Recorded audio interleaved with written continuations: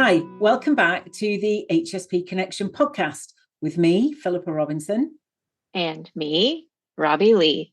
This is where we share our stories, insights, and strategies to help fellow highly sensitive people navigate their own path to living a fulfilling and meaningful life.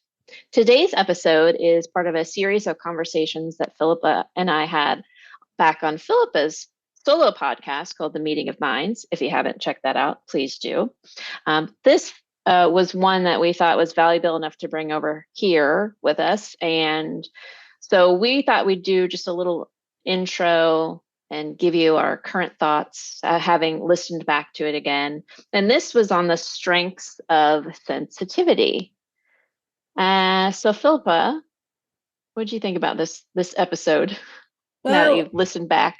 Yeah, I think this episode really represented a sort of a shift for us, didn't it? I think we both, when we were recording it, we both felt that something was a bit different, something had clicked, something was different. And then when we spoke about it, we both said to each other, I think there was something really, really special in that conversation we had. And I still feel that about it. I still feel it was a shift. And I think I thought then, which I still think now, that it was a shift because we were talking about the strength rather than, talking about, well, the way a lot of high sensory people think about it is a bit, can be a bit negative. Mm-hmm. We just really talked about the strength in it, and we'd already talked about beauty and gifts, but talking about the strength seemed to really take it to a different level, if I could use that phrase. But also I think I had a great thought and it's gone. as is the want in my brain these days. There was also another, maybe if I could just hand back to you for you to give us your overall reflection, I'll remember what this other great point was that I was going to make.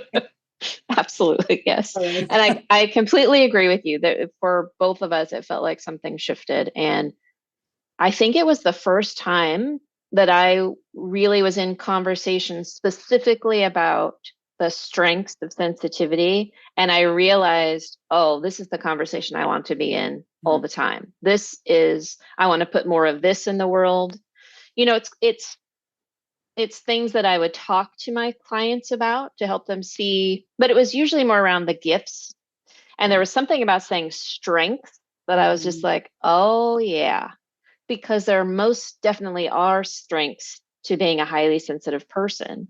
And for most of us, though, the message has been the opposite, that highly sensitive meant weak or lesser than.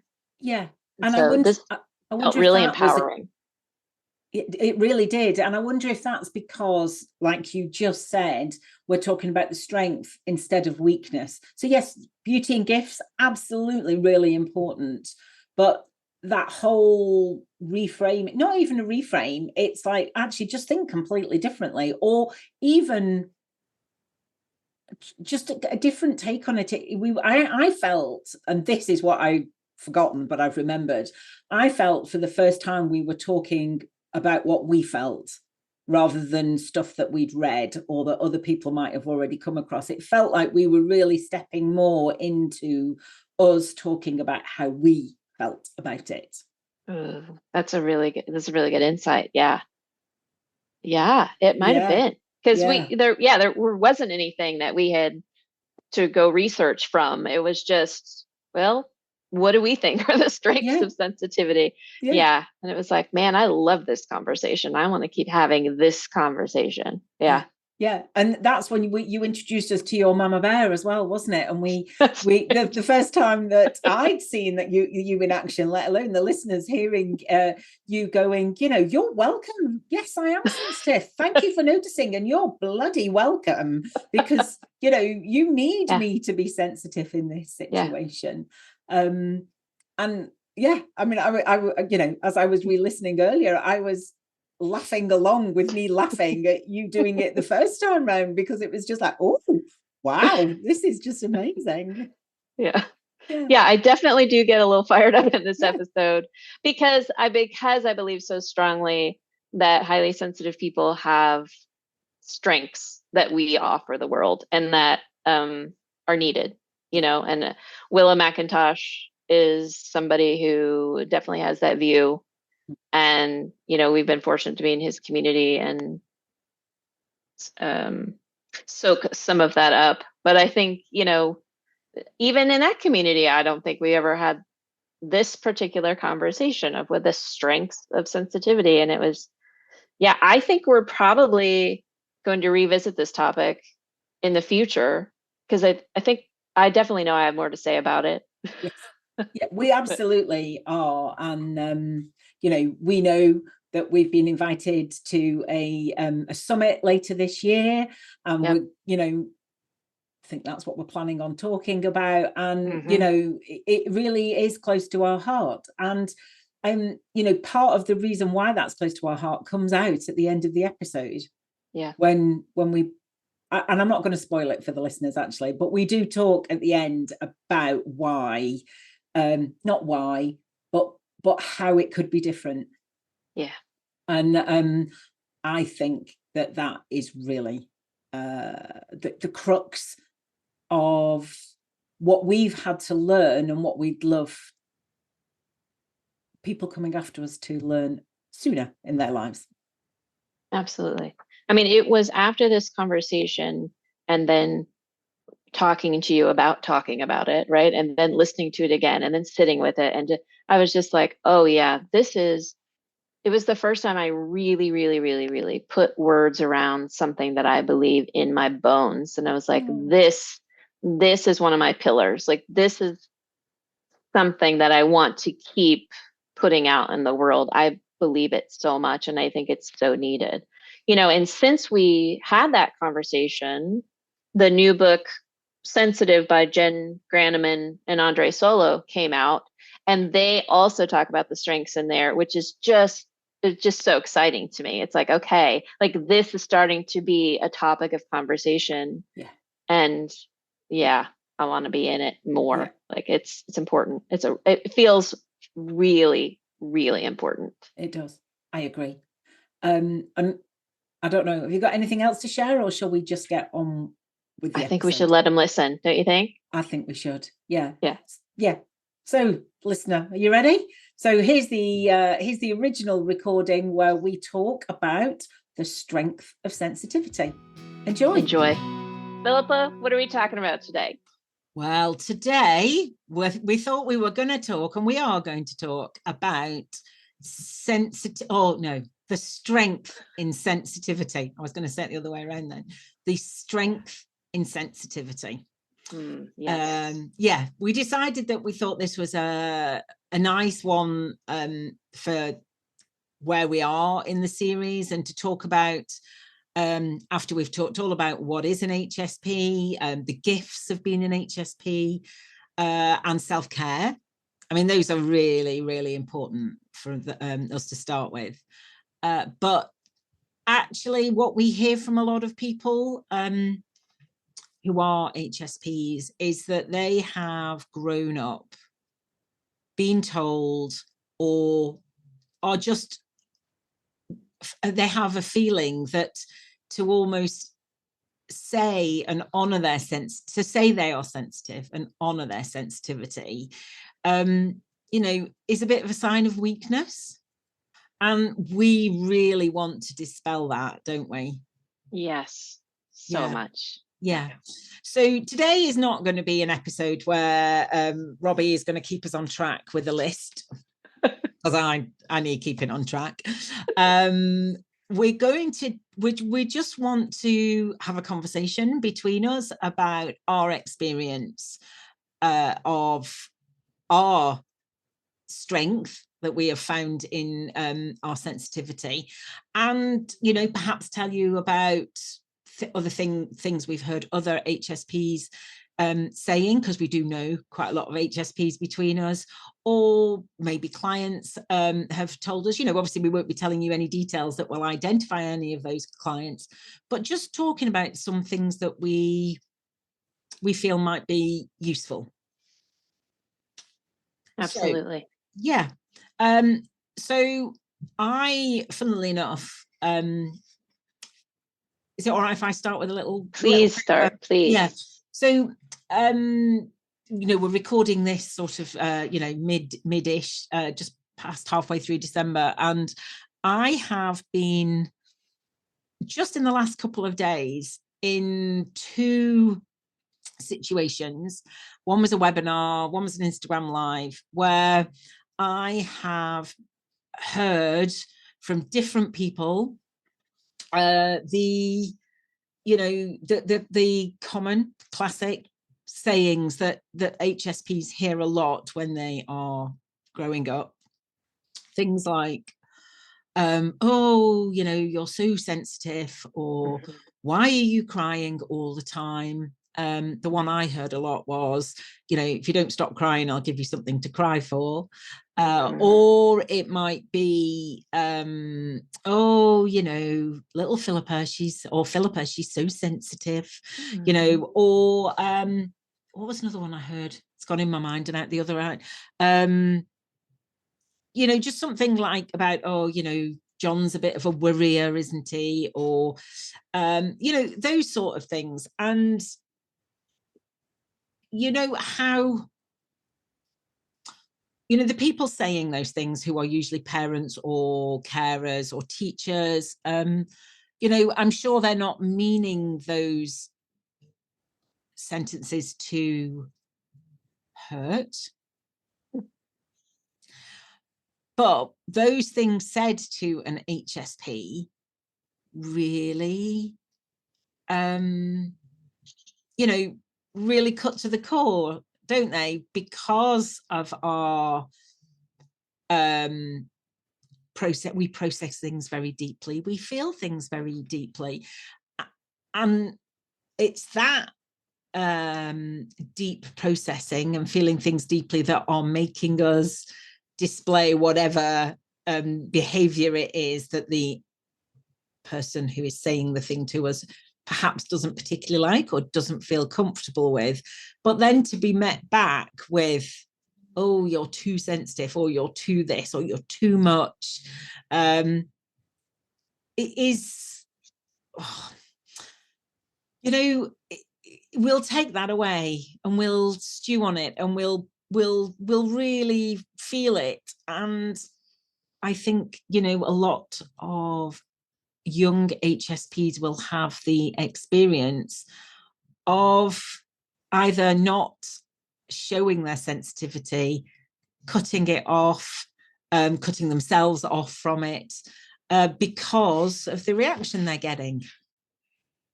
Yes. Yeah. And these Absolutely. two examples in these last 2 days have really reminded me that, because it's not really my experience. I mean, it is, in that I was told to stop crying or I'd be given something to cry about, but that more at the time really fed into my experience of trauma, which of course was heightened because of my sensitivity, but I was absolutely not aware of my sensitivity at that time, not conscious of it. Yeah. So yeah, to be reminded of these things and these sayings that I hear so often, still now, it makes me feel it really deeply now on behalf of all those people who are at the receiving end. Yes, yeah. Absolutely. And I think about, what often happens when we hear those messages of you're too sensitive, some version of that, then we make it, often I know I made that mean that there's something wrong with me. Yeah. Right. And as I have kind of grown in my awareness of my gift and ownership of my gift, and really, and that's what I consider it. I consider it a gift, my sensitivity. When I hear now, you're too sensitive, I kind of have a rebellious, energetic response to that inside of myself, instead of the like, oh yeah, there's something wrong. Now it's just like, really? Being too sensitive? There's like, you're attacking sensitivity. You're welcome. I'm sensitive. You need me to be sensitive. You need more sensitivity. You're fucking welcome. Like that's kind of look around at the world. We could use people who are more sensitive. Absolutely. We certainly don't want yeah. we certainly don't want people cutting themselves off from their sensitivity, do we? No, it's so harmful. Yeah. It is. I love that yeah, yeah, you're welcome. You're welcome. You are absolutely welcome. Or thank you for pointing out my sensitivity. Thank you for acknowledging my sensitivity. Thanks for noticing. Yeah. I am sensitive and I love it. Yes, I really do. And that's not to diminish the experiences of others, because I absolutely have gone through lots of those painful times, and something even more recently, I realized my extended family, like, we don't talk in the language of high sensitivity, but they were definitely like, oh, Robin is sensitive. Like, she's emotional like that. Probably, things really get to her, but what I realized more recently with some things going on in my family is they then equated that to, oh, so she can't handle things. And I was like, oh, no. I'm the person you want to send into this situation. Like, I got this. Like, for example, it was my parents are, planning what will happen at the end of their lives and who they want to name for certain things. And my dad was concerned about naming me to make my mom's medical decisions. I'm my mom's only child. And he's like, because you're, and I'm like, I'm the best person for that, because I will make sure that whatever my mom wants, she will get. I will make sure that happens, because it's so important to me that she gets that. And so it was a little bit of a twist for me. I didn't realize that some of these things were seen, or how they were seen, as a weakness, I guess. Yeah. And my lovely spouse, she was like, oh no, Robin is not. She's like, Robin's a firehouse. No, she won't let anything get in between what mom wants.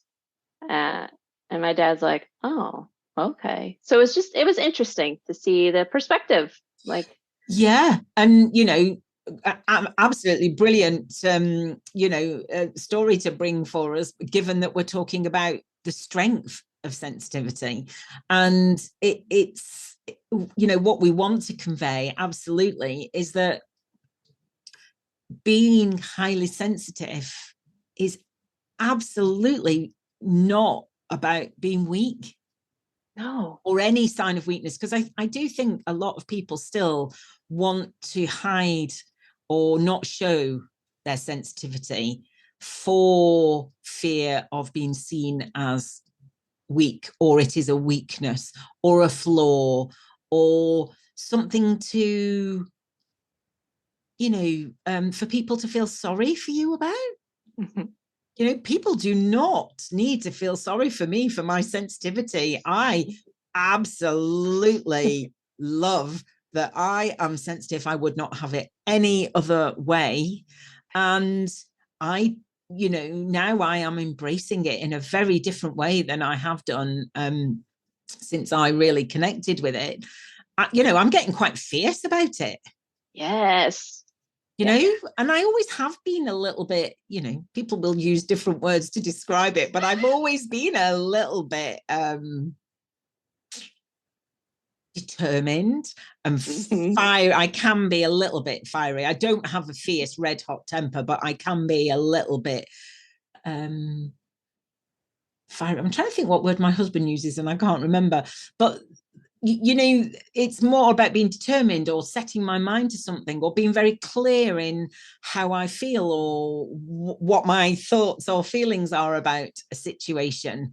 There is definitely nothing weak I suppose, you know, whatever the definition of weak is. And in fact, while you've been talking, I've just looked up the definition of sensitive, which is really interesting. I'm going to tell you that in a minute. But equally, that's not to say that anybody who is an HSP who is perhaps much softer than I'm saying I am, you know, we're all, just because we're all HSPs doesn't mean we're the same. Of course we're not. We're all very different. Yeah. It's kind of about what's inside. That's where my, I don't know, fiery, fierce steel rod is, I think. Yeah. What about you? What do you think about that?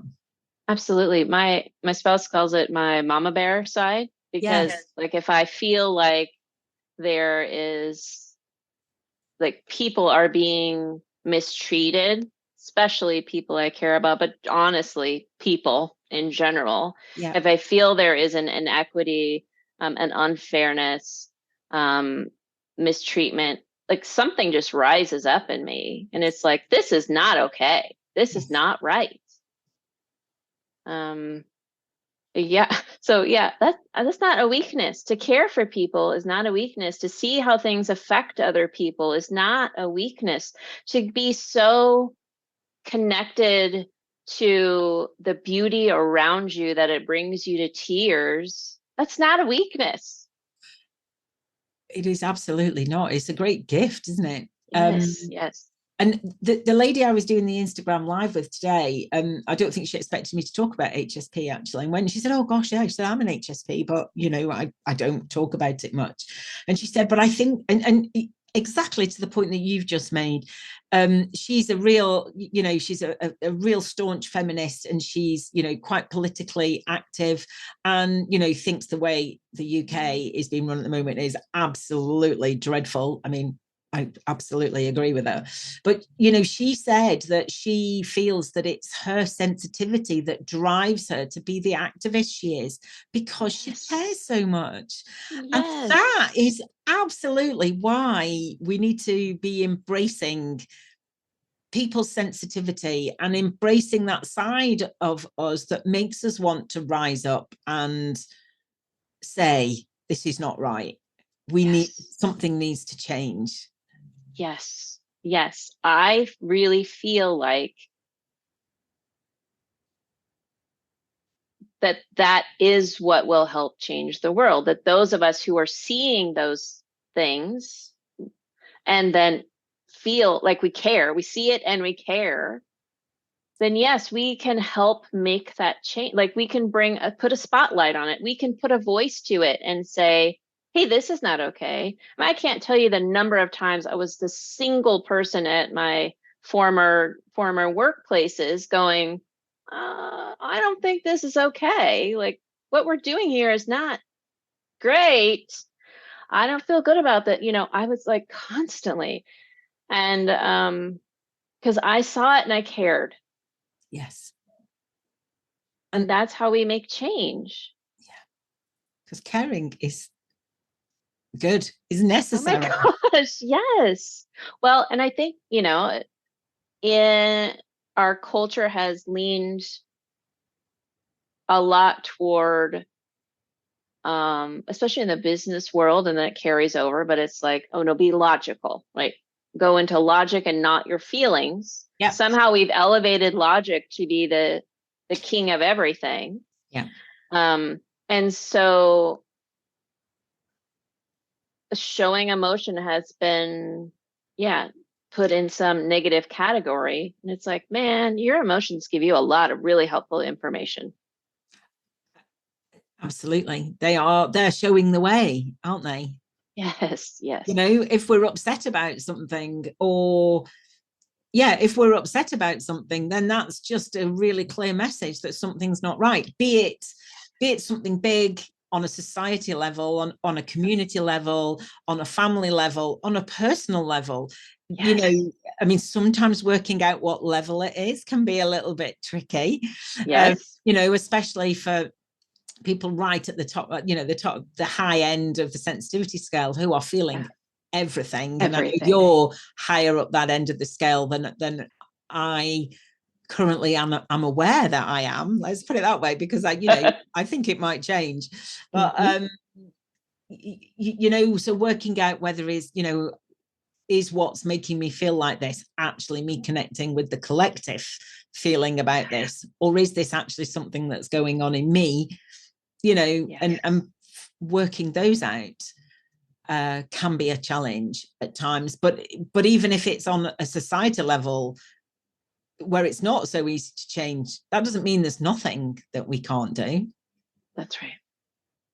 Because I think there is a lot of burying heads in the sand going on, and not wanting to see how much things have changed and how many people are being disadvantaged by the changes that have been made and are still going on.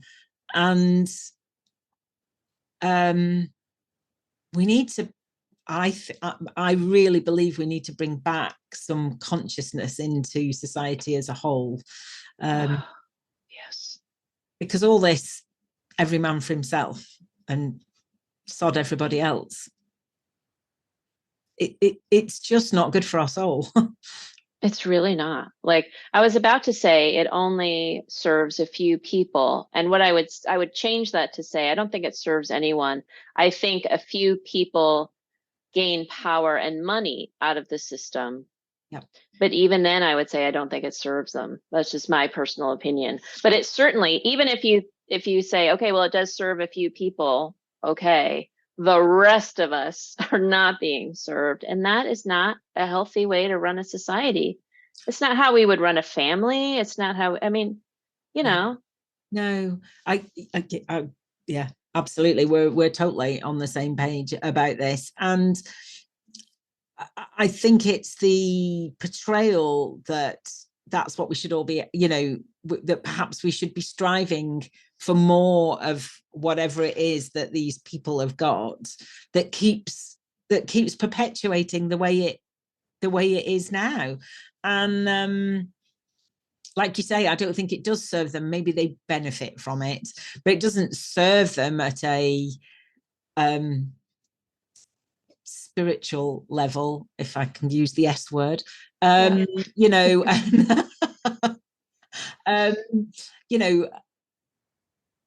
it just doesn't. But I think there are a lot of people who are separated from that side of themselves, so they can not feel it.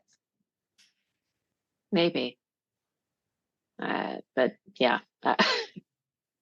It's hard to understand, isn't it, actually? It is. I mean, yes, it's hard to conceptualize. Yes. Because my whole experience of the world is connection and looking at how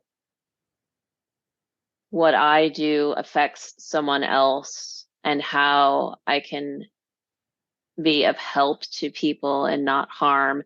Not to say I've never harmed, and not to say I've never effed up, because of course I'm a human, of course I have, but my heart is always in the place of noticing how I have an effect on people, and how can I put good in the world, and how can I make it win for everybody, instead of me just climbing on the backs of someone else to get somewhere tall. It's like, how can we all win? Because I love it when people win. That's great.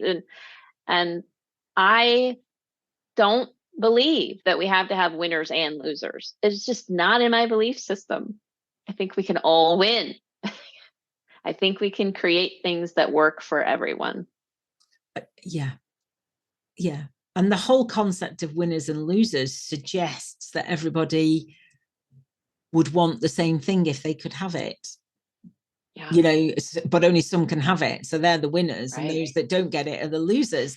But in reality, we don't all want the same thing. Yeah, good point. Yes. Because we're all different, aren't we?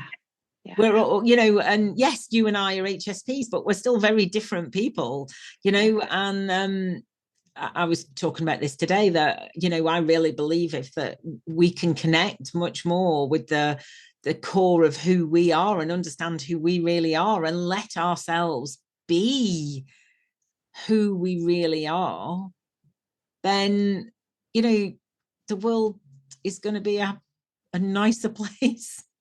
Yes. I mean, you just hit on one of my core beliefs, 100%, that when people really get in touch with who they are, and I love how you languaged it, and like let themselves be that, right? Yes, it will. This is my lofty, like it will change the world. And maybe not overnight, but it will have a net positive effect on the world. Absolutely. Well, there we go. We've both got the same lofty wish, desire for the world. So, you know, maybe this is what we're both going to run with then, hey? Yes. Yeah. No wonder we're connected. We have that same core. Yeah. The HSP connection.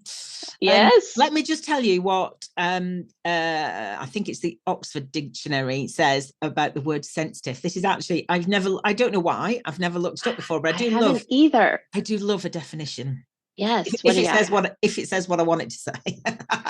And you can usually find something, you know, if you search a few. So there's two options given for the definition of sensitive. One is quick to detect or respond to slight changes, signals, or influences. Uh-huh.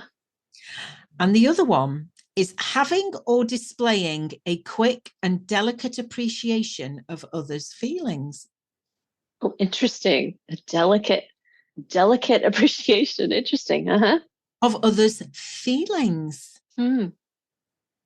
Now, none of that to me suggests weak. No, none of it. Read the first one again. Quick if you don't mind. to detect or respond to slight changes, signals, or influences. I mean, I feel like that could be a really big strength, super helpful in a lot of situations. Exactly. Yeah. I mean, I'm a bit blown away. I'm actually a little bit gobsmacked reading these, because there is absolutely nothing written there that makes me think that's not something that I would want to be or have. It's not that it's a gift. I mean, I love having a delicate appreciation of others' feelings. Maybe it's not delicate enough sometimes. Maybe it's a bit too direct. But, you know, I mean, so somewhere along the line, sensitive has changed to be something that's not necessarily desired. And perhaps it's whoever it's not desired by, either because they don't have it, or it doesn't suit them to have sensitivity displayed around them, that somehow it's made to appear to be something to keep quiet. Mm-hmm. Yes, I agree. I think one of my beliefs around it is, I think about it in like a workplace, for example, but it could apply to a lot of different situations where, let's say, a leader is trying to make some decisions that will make the company money, for example, but it would harm the people who help them make the money. Well, having a sensitive voice, me in the room, saying, hey, how about we treat the people who helped make this money with the appreciation and care they deserve? That's not a wanted voice in the room at that point, right? When the goal is, hey, we just want to make money for our shareholders, or I want a bigger bonus, whatever the things are. And I'm saying, you know, so in those instances, the way I frame it is, when you're wanting to move away from the direction of your heart. Oh. And that's my framing of it. Then no, you don't want to hear the sensitive people in the room. Because you have, in my understanding of things, you would have to be able to shut down that part or not interact with that part to make some of these, in my opinion, cold and harmful decisions. Yes, I totally agree. Yeah, because I mean, you mentioned shareholders there, and I'm going to tread into territory that I might get myself a bit mixed up in, but I'm going there anyway. Here in the UK, the Companies Act makes companies put it's a director's duty as a director of a company to maximize profit for the benefit of the shareholders, because the shareholders are the beneficial owners of the company. And that has been used over and over again as the reason why companies put profit before people, before the planet, over and over again. And there's a real movement at the moment here in the UK to change that bit of the Companies Act, so that actually, I don't quite know what wording or what amendments are being hashed out, but it's definitely more along the lines of that it's not just about shareholder dividends, it is about doing what's right, I think, for the planet, but to maybe take other considerations into account. I in my heart, I don't think it goes far enough, but equally, it's better than what we've got at the moment. And to be a voice that is talking about this, and to be talking about this is the direction it certainly needs to be moving in, and yet further, really makes me feel like I'm doing something good. Yes. Because it's not okay the way it is at the moment. It's not okay. And it's not okay. And honestly, it's often those of us with the sensitivities that see it first. Like, we can see it. I think most people can see it now, but we can see it long before others. And we could help turn the ship before it's so hard to turn the ship. Like, we can see things way down the road and take care of it before it's a bigger problem. Like, it is a helpful thing. If we would want to lean into it as a society, we could build something different. We really could. Absolutely. And that's why the more of us who raise our voice and who allow our voice to be heard at an earlier stage, we can make things happen. Or it would be good to try and make things happen anyway. I mean, I'd rather try than not, and wonder what might have happened if I did try. And I don't want to spout on about loads of different things that I'm only just know little bits about, but I was on a call yesterday all about highly sensitive children. I was on a webinar yesterday all about highly sensitive children, and there were a lot of people talking there, because it was a webinar, it was only people talking in the comments, but talking about school and how, I mean, it was all people in the UK actually, but I can't imagine your school system is that much different, that actually schools do not cater for highly sensitive children. And how different would it be if highly sensitive children were embraced in their sensitivity at home and at school, and just letting them thrive from day one. I mean, I know certainly here schools are under-resourced, and there are so many additional needs. Well, I say additional needs, individual needs, I would say it is. So it's anybody or any children who don't fit in this very narrow, tunnel, whatever, this very narrow view of what a child is and how it learns and how best to support it. Really narrow view in my mind. And I think there are far more kids who fall out of it than actually fall inside it. But anyway, that's my view. I would think that, because both my children fall out of it. But how amazing would it be to be able to embrace the individuality of every child at a young age, so that they then grow into themselves so much earlier and embrace who they are, and can take their gifts, be them HSPs or non-HSPs, out into the world. HSPs make great teachers, they make great coaches, apparently they were saying they make great lawyers. I don't know about that, but that's my personal, well, I think probably we do make great lawyers, but the ability to change the law is very like slim.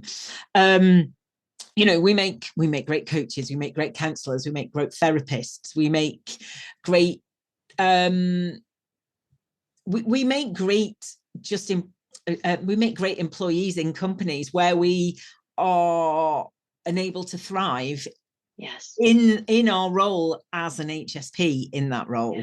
You know, we can thrive anywhere in the right environment. You know, I'm sitting here imagining a world where from a young age, children are acknowledged for who they are celebrated for who they are, where children are taught how to grow into their strengths even more, right? Like what makes them so special and unique. And oh my God, that would benefit so many children, not just HSPs, and including HSP children. I agree with you. I think the way that school is set up, it's a very narrow swath of folks that come out of that going, okay, that was all right. I mean, I think about the suicide rate for young people, and God, if we could be helping bolster these systems that help these kids see what is amazing about them. Again, we would be changing the fabric of society. We would be changing how things work. Yeah. And that's why we're having these conversations, isn't it? That's right. Because we just want to, I don't know, I don't know about you. I don't really know where this is going, but I do know that I need to talk about it. I want to talk about it. I think it's really important that I feel it's really important that I have a place that to put my voice, and if anybody's, you know, listens to it and wants to come and listen to what I'm saying, and now what I'm saying with you in conversation with you,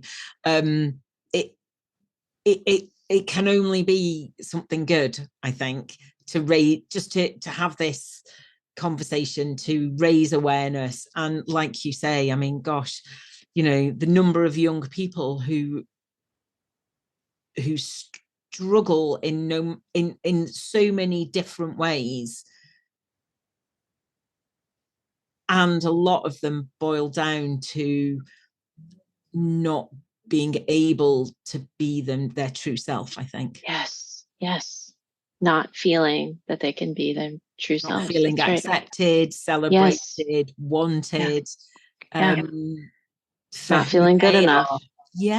Well, not good enough, not worthy, are definitely is definitely how I grew up, feeling that I was broken, totally flawed, not good enough, not anywhere near as good as anyone else.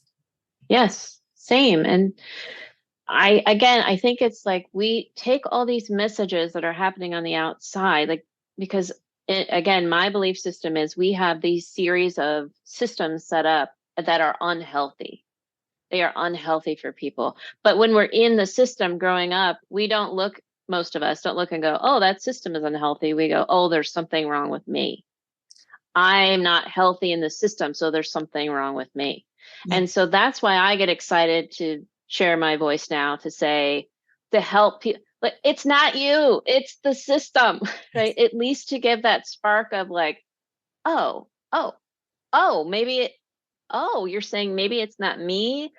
Like, right, it isn't.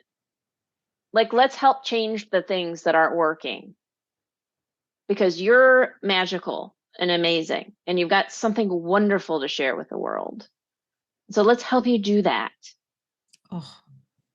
Yes, let's help all those people with all that magic bring their magic forth. Because we all have it. Everybody has some magic. It's just, I think a lot of people just never find it. Yes, because they're trying to. Yeah. Oh, you go. No, go on. Try- They're trying to. Like, for me, I'll speak for me. I was trying to put myself into the mold of what I thought I was supposed to be, and that mold didn't fit for me. And so then I'm back to what I was saying before. Oh, there's something wrong with me. I can't fit in the mold right. Yeah. And you talked about the system not working, and part of that system very much for me was always friendships. And I have some wonderful friends that I've been friends with for a long time, but I didn't always feel like I fitted in with them. I mean, I was a great chameleon and I did fit in, and that's not to say I was fake, but I didn't feel it in my heart that I belonged there. I always felt like I was a little bit on the outside, and who actually really wants me around, which is what led me to try and be really useful and things all the time. But anybody who feels like they don't fit in, I would just say, well, maybe they're not the people. It's not that there's anything wrong with you.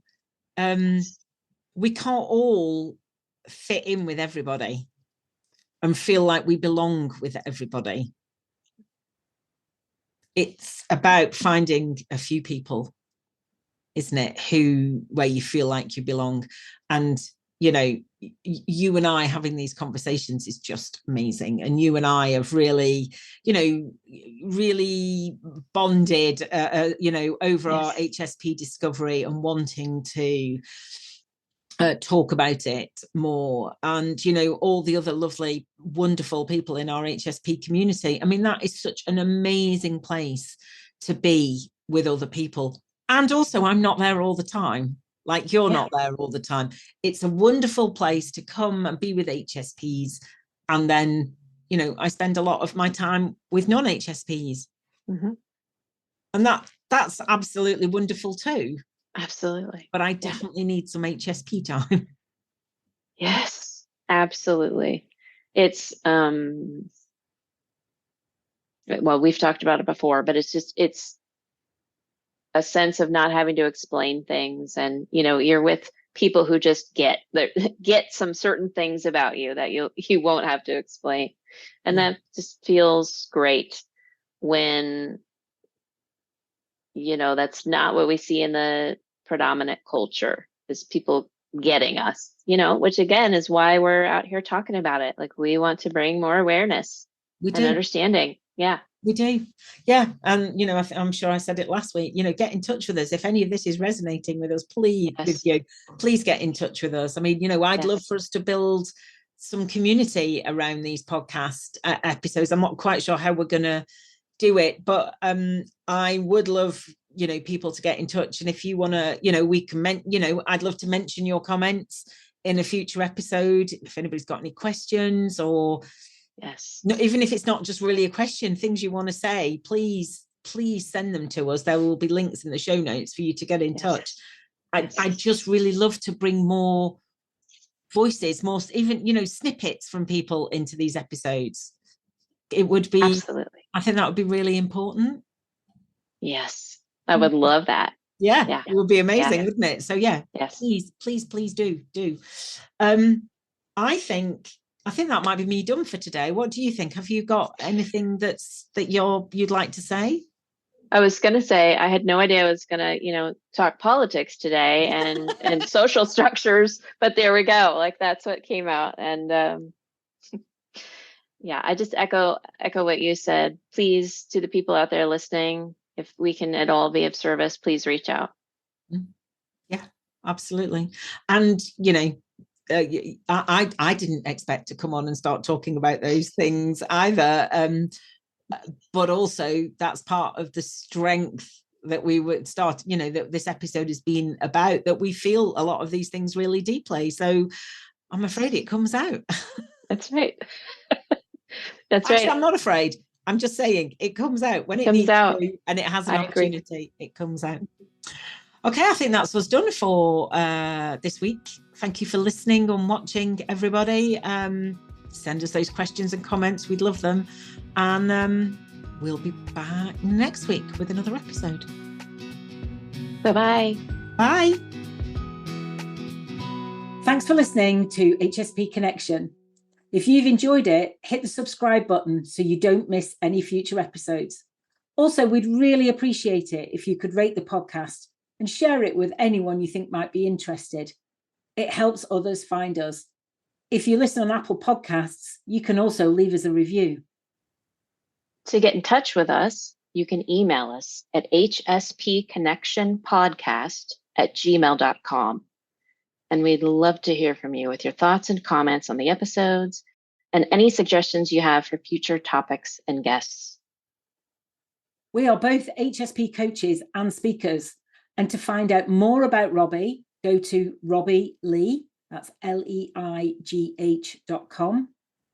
And to find out more about Philippa, go to safeandsupported.co.uk. See you next time.